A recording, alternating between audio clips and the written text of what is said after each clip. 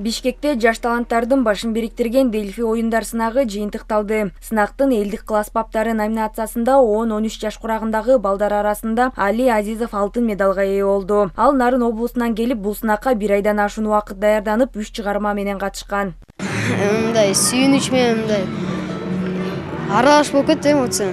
Биринчи турда Кара өзгөй деген чыгарманы аткардым. Экинчи турда Мезгил жаңыры менен Сарым жебек ойдум. Кара өзгөй болсо 2 минут созулду. Мезгил жаңыры да 2 минут, а Сарым жебек ой 1,5 минут. Бул сынакта Нургазы Назырбеков да мыкты натыйжа көрсөтүп, алтын медалга ээ болду. Сынактын өзгөчө көңүл бурулган багыттарынын бири болгон көркөм окуу номинациясында ар кандай урактагы таланттуу балдар өзүнүн аткаруучулук шеберчилигин көрсөтүп, күч сынашты. Нургазы Чыңгыз Айтматовдун Саманчынын жолу чыгармасындагы Майсалбектин катын көркөм окуп, 18-21 жаш курактагы 11 катышуучунун ичинен биринчи орунду багынты.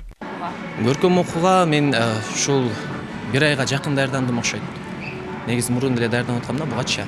Бизге талаптар мындай болду, ошол 2 чыгарма менен, бири ошол поэзия менен катышкан, экинчиси болсо ушул монолог. Мисалы үчүн Майсалбектин катын өзүңөр билгендей апасына кат жазат, ошол мен өзүмдүн апамды эстеп, мен эгер ошол убакта мен болсом кандай болот элем деп, эгерде мен болсом эмне болот элем деген задачалар менен, ошондой тапшырмалар менен өзүм ошентип иштедим деп ойлойм өзүмдү. Ал эми келечекте ырчы болууну кыялданган Ырыскелди Салиев бул сынакка атайын алыскы Баткен облусунан келген. Ырыскелди 2 чыгарма менен ат салышып, 1 айдан ашык даярдыктын жыйынтыгында коло медалдын ээси болду. Бул Дельфи оюндарына 3-чү ирет катышып атам. Биринчисинде алтын медалдын ээси болгом. Мунусунда аракет кылып коло медалдын ээси болдум. 3-чү орунду күткөн эмесмин, мындайча айтканда. Толкунданып аябай сүйүнгөнүнөн ата энем да аябай кубанып.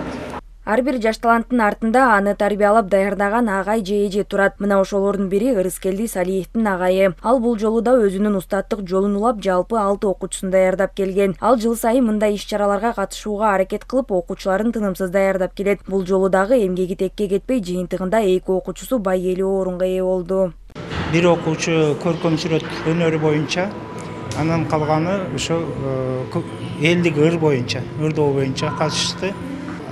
Ар ким өзүнүн жергесинин өзгөчөлүгүн эсепке алуу менен Өргүсарга кетели деген ырды тандап, ошого даярданып, ушу байгелүү орунга жетишти. Биз окуучулардын ушу байгелер менен сыймыктанабыз. Сынакка Кыргызстандын аймактарынан эле эмес, Россиядан, Өзбекстандан жана Казакстандан дагы катышуучулар келишти. Жалпысы болуп 14 номинация каралып, быйылкы жылы 3 жаңы багыт кошулду. Катышуучулардын чыгармачылыгын, таланты менен дараметин баалоо үчүн 40тан ашуун тажрыйбалуу калыстар тобу иш алып барды. 9 жаштан 23 жашка чейинки таланттардын чыгармалары менен биз таанышып, ошолор менен конкурс өткөздүк. Жеңүүчүлөр болду, жеңилүүчүлөр болду. Быйылкысында өзгөчөлөнтүп, мобилдик телефон менен репортаж уюштурган bir özünчө номинация болду. Тележурналистика деген өзүнчө номинация болду. Ушундай нерселердин баары биздин жаштарга керек экен.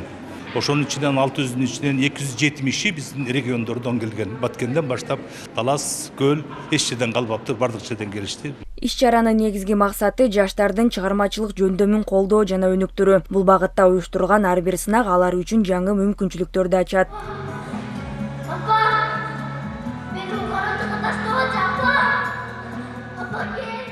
Айсана Бакытбекова, Мирлан Жаныбеков, ЛТР Бишкек.